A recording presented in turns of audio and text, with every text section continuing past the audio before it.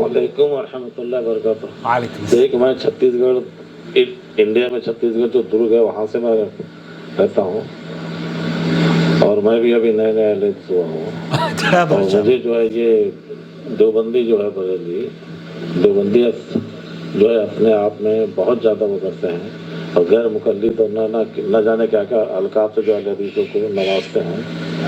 इसकी इसकी हकीकत में क्या क्या है, मतलब इसके मुताबिक जो है थोड़ा मुझे तफसील से जो आप जो थोड़ा खुलासा कीजिए, क्योंकि जैसे नमाज के मुतालिक कहो इनको तो बोलते ये भी तो हदीस में है। अहमद सल्ली अला रसूलिल करीम, अम्मा बाद। आप देख रहे हैं नूर टीवी जद्दा और मैं हूं आपका दोस्त, आपका होस्ट मोहम्मद आकिल जद्दा से, ममलकत सऊदी अरब। दोस्तों, भाइयों और बहनों, मैं भी किसी ज़माने में देवबंदी मकतब फ़िक्र से मुंसलिक था, और जब मैंने तबलीगी जमात की किताबें और मौलाना अशरफ अली साहब थानवी की मेरे पास भरी हुई हैं उनकी किताबें, हकीमुल उम्मत की, और इसी तरीके से मौलाना कासिम नानोतवी की किताबें और मौलाना इलियास की किताबें, मौलाना ज़करिया की किताबें, ये तमाम किताबें मेरे पास लाइब्रेरी में अल्हम्दुलिल्लाह वो किताबें हैं जो कि अहनाफ ने आम तौर पर देखी भी ना हो, क्योंकि मुझे बहुत संजीदगी से मैंने इस मसले को लिया उस वक्त जबकि मुझे मौलाना मक्की ने इमाम हरम के पीछे एक रकात वितर की नमाज़ पढ़ने से रोक दिया कि आप देवबंदी हैं, आप इनके पीछे एक रकात वितर की नमाज़ ना पढ़ें। मैंने कहा भाई, एक रकात तो अल्लाह के रसूल पढ़ा करते थे। तो मैंने दारुल देवबंद एक ख़त लिखा और वहाँ से भी यही मुझे जवाब आया कि आप हनफी मज़हब में एक रकात वितर की नमाज़ नहीं है। तो भाई ये जानना चाह रहे हैं कि आप देवबंदी मकतब फ़िक्र के लोग आपको नमाज के बारे में आपको कहते हैं कि गैर मुक़ल्लिद हैं और आपकी नमाज ऐसी है वैसी है। तो मैं ये समझता हूँ कि हमारी जो नमाज है वो नबी करीम सल्लल्लाहु अलैहि वसल्लम के ऐन तरीक़े के मुताबिक है। सल्लू कमा रअयतुमूनी उसल्ली, उस तरीक़े से नमाज़ पढ़ो जैसे मुझे पढ़ते हुए देखते हो। तो नबी करीम सल्लल्लाहु अलैहि वसल्लम की नमाज के तरीक़े मुहद्दिसीन ने अपनी किताबों में नकल कर दिए हैं। देवबंद में भी जब मैं दारुल देवबंद गया तो वहाँ दारुल देवबंद के जो मेन गेट है उसके बिल्कुल सामने एक मकतबा है, मकतबत दारुल उलूम। उसमें मैंने जाके देखा तो वहाँ उनसे मैंने पूछा कि आपके पास कोई हदीस की ऐसी किताब है जिसमें हनफी नमाज का तरीक़ा हमें मिल जाए, क्योंकि बुखारी और मुस्लिम शरीफ या सहा सित्ता में नमाज का वो तरीक़ा जो कि अहनाफ का है वो कहीं भी दर्ज नहीं है, सही अहादीस में हमें नहीं मिलता। बहरहाल तो उन्होंने भी इस बात का इजहार किया कि वो किताबें बहरहाल हमारे पास तो नहीं है। लेकिन यहाँ मसला, इन्होंने नमाज का भी तज़किरा किया है, तो फिर भी ऐसे ही मैंने ये इब्तिदाई कलिमात में आपको समझाने के लिए कह दिया है कि हमारी नमाज अल्लाह के फजल व करम से नबी करीम सल्लल्लाहु अलैहि वसल्लम के सुन्नत के मुताबिक है, नंबर एक। नंबर दो, उनका ये कहना कि आप गैर मुक़ल्लिद हैं। हमारे लिए देखिए, कोई भी नाम आप दे सकते हैं, ये तो आपकी अपनी मर्ज़ी है। हम अपने आप को किस नाम से मुतारिफ़ कराते हैं वो, मैं मिसाल के तौर पर हम हर वीडियो में कहते हैं कि मेरा नाम मोहम्मद आकिल है।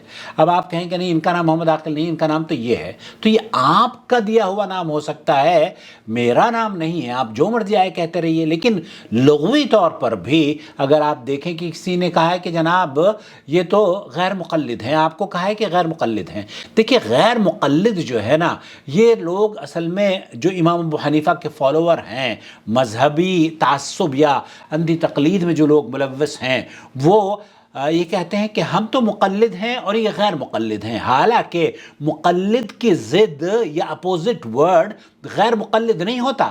जी हाँ, बिल्कुल उसी तरीक़े से जैसे अगर कोई ये कहे कि आज दिन है, अब दिन का अपोजिट वर्ड क्या होगा?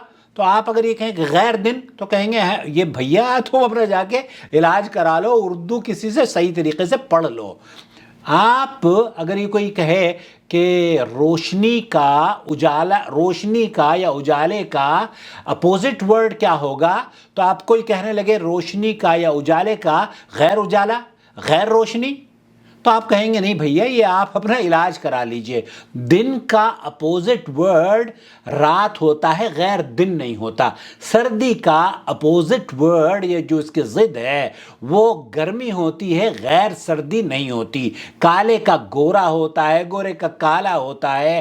اسی طریقے سے آپ جب بات کرتے ہیں مقلد کی تو مقلد کا اپوزٹ ورڈ غیر مقلد نہیں ہوتا. یہ تو اردو بھی الٹی سیدھی ہے یار، صحیح بات تو یہ ہے.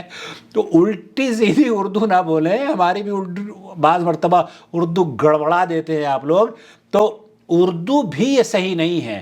دیکھیے مقلد کا اپوزٹ ورڈ غیر مقلد نہیں ہوتا.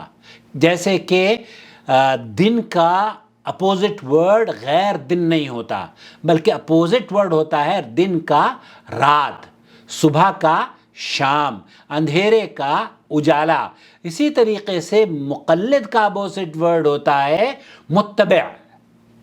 مقلد اگر ہے، مقلد کس کو کہتے ہیں؟ مقلد ایک ایسے شخص کو کہتے ہیں جو کہ کسی امام کی یا کسی شخص کی پیروی کرتا ہو اور وہ اس کو بغیر دلیل اس کی گفتگو پر یا اس کے فتاویٰ پر یا اس کی نظریات پر عمل پیرا ہوتا ہو، تو وہ اپنے آپ کو مقلد کہتا ہے. کہ ہم، جیسے کہ بہت سارے علماء نے لکھا ہے کہ نحن مقلدون یجب علینا تقلید امامنا، ہم تو مقلد ہیں، ہمارے اوپر واجب ہے کہ امام ابو حنیفہ رحمۃ اللہ علیہ کی ہم تقلید کریں. حالانکہ کوئی واجب نہیں ہے ان چاروں پانچوں مذاہب میں سے.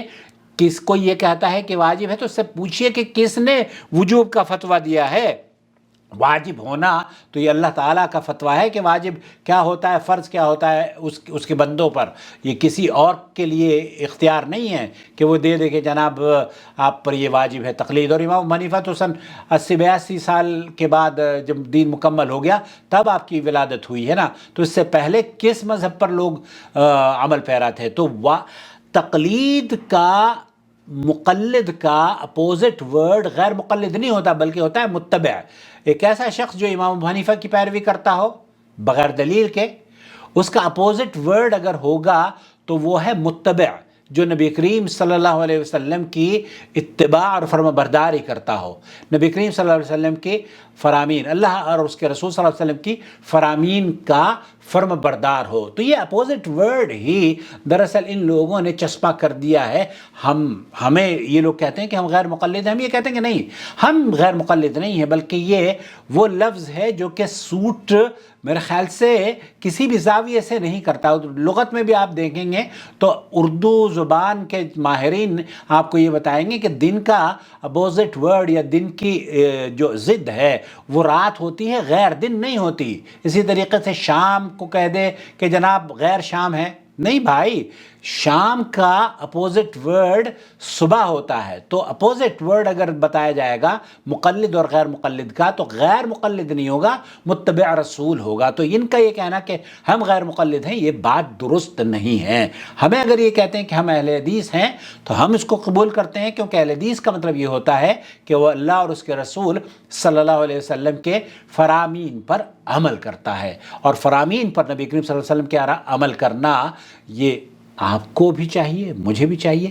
کسی بھی مذہب سے تعلق رکھنے والا شخص اگر نبی کریم صلی اللہ علیہ وسلم کے فرامین پر عمل کرتا ہے اور وہ قرآن و سنت پر عمل کرتا ہے تو وہ قابل قبول ہے. لیکن اگر وہ قرآن و سنت کو پشت ڈال دیتا ہے، جیسے کہتے ہیں نا کہ یجب علینا تقلید امامنا، ہم پر تو واجب ہے ہم امام صاحب کی تقلید کریں. تو امام صاحب نے تو خود نہیں کہا ہے کہ آپ میرے مقلد بنیں، تو نہ جانے کیوں آپ لوگوں کو مقلدیت کا سبق پڑھا رہے ہیں. بہرحال مجھے امید ہے کہ وضاحت ہو گئی ہوگی. اللہ تعالیٰ آپ کو استقامت عطا فرمائے. اپنا بہت خیال رکھیں. والسلام علیکم ورحمۃ اللہ وبرکاتہ. الله ولي الذين آمنوا يخرجهم من الظلمات إلى النور والذين كفروا أولياؤهم الطاغوت يخرجونهم من النور إلى الظلمات أولئك أصحاب النار هم فيها خالدون.